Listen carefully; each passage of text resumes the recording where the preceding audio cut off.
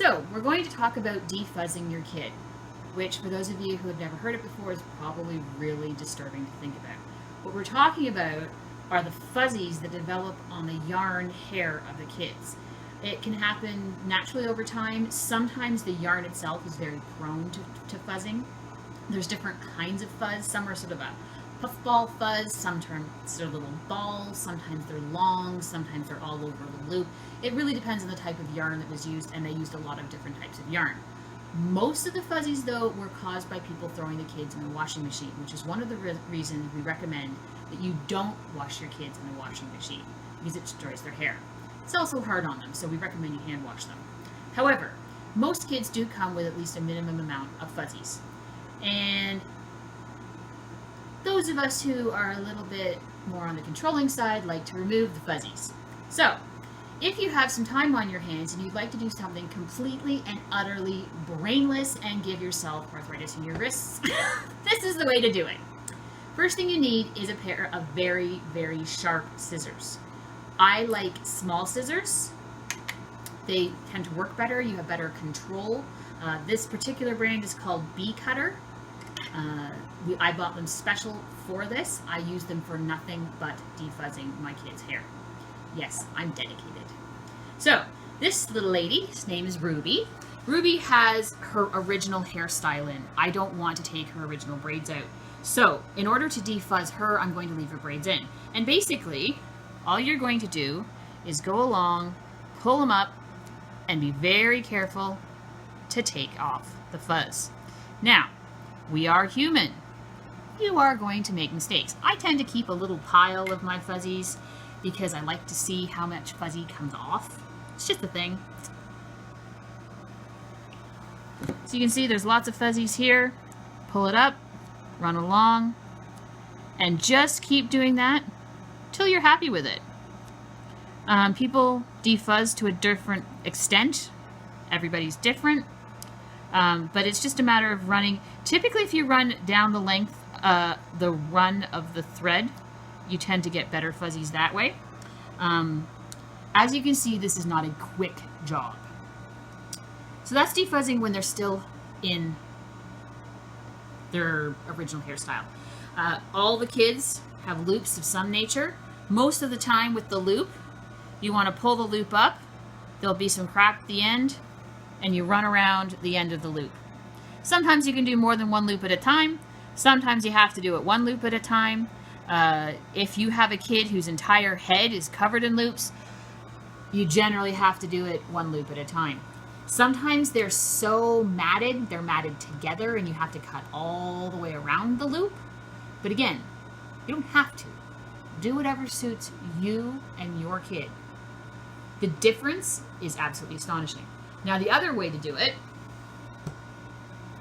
this is Penelope. Penelope doesn't have her original hair in, or I had to take it out. One or the other. Sometimes you actually have to defuzz the strand. Now, I've actually defuzzed Penelope's strand, but I'm going to show you how this works. You take an individual strand, and you're going to pull it up and run it underneath. And pull it up. Oh, there's a fuzz I missed. And pull it up. So you're actually defuzzing as you go up the strand. When you get to the end of the strand, you kind of have to do it differently because you can't pull from that direction, so you kind of have to just sort of run it along the thread. Be very careful. These scissors are sharp, and there's a good chance you're going to cut your thread. It happens. Honestly, everybody boo-boos once or twice a head. If you happen to cut off a thread, say relatively close to the head, cut the rest of it out at the root. Use that thread to put your hair back in. Use it as part of the hair tie. Okay? Then you don't have to use the rubber or the elastics. The other thing to keep in mind is sometimes the yarn strings. It goes into little strings, and it's a mess. Those you have to cut out. They will just cause you nothing but problems. You have to cut those out. Sometimes they've already been cut, and you want to cut the last little bit out. If it's long enough and it's going to fit in your hairstyle, you can leave it in. If you have to cut out too much hair, and I have had to do this, I had one doll that was missing almost 1.5 inches. At that point, if you have the skills, you can reroute that hair, take hair from other places on its head and replace it.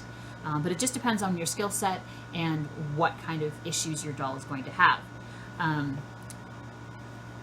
Now, when you get to the end, generally, there's a little bit you want to snip off. Sometimes the yarn itself will have come apart at the end. You want to cut that off too. If you're cutting off a lot of that, you're probably going to end up with a shorter hairstyle. So just keep that in mind as well. And as I say, none of these are things you have to do. They're things that you can do if you want to. Keep in mind, this is your doll.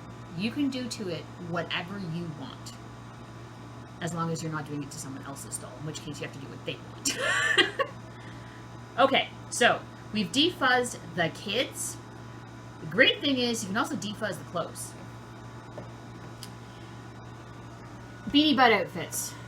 Yarn, just like their hair. There's also twin outfits that are made out of yarn.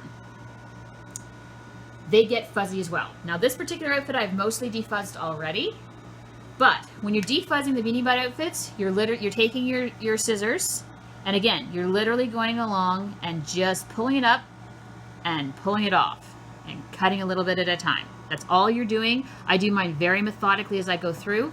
This particular outfit is not Cabbage Patch, but it's the same basic idea. It's a yarn. So I can show you how this works. You pull it up, and you pull it up, and you pull it up, and you pull it up, and you will be absolutely astounded at the difference and what you will get off your clothing. So in just the time I've been doing it, I've already got that much off that. It changes the color, it changes the texture, it brings out the details. It's absolutely amazing. And it takes forever. This is not something you do in 20 minutes. This is something you do in 3 hours. And it takes even longer if you have the bonnet, which I don't, for this outfit. The more pieces it is, the longer it's going to take. The other thing you can defuzz are some of your cotton outfits that get the piles and pills on them. This particular one has some pills on the armband here. There's this handy dandy little machine called a sweater shaver. Best invention ever for this. Now, you can use the sweater shaver on the yarn Beanie Butt outfits as well. I don't find it has the same efficacy. It doesn't work quite as well as doing it by hand, but it's a good thing to use as a secondary or to do after you've done it by hand, because you always miss a bit when you're doing it by hand. But if you can't do it by hand, the sweater shaver will definitely work for a lot of it. Basically, you turn it on and you just run it gently over the outfit, and you can already see the difference there. Now, this works great for things like the 31 tracksuit outfits, obviously the white shirts, any of the cotton outfits that will develop some kind of pilling or piling. Also great for your sheets or for your own sweaters. But please be very careful, especially with these white shirts. It's a very thin material, and if you get them snagged, they will rip. So be very careful. Keep your batteries charged. If it starts to slow down, it won't work as well. And the blades sharp, because if you don't have sharp blades, it doesn't cut it off as well. But the sweater shavers generally cost about anywhere from $15 to $25. I think I bought this one at Bed Bath & Beyond. So just find a good one and you'll know it, because you'll be able to see it start working.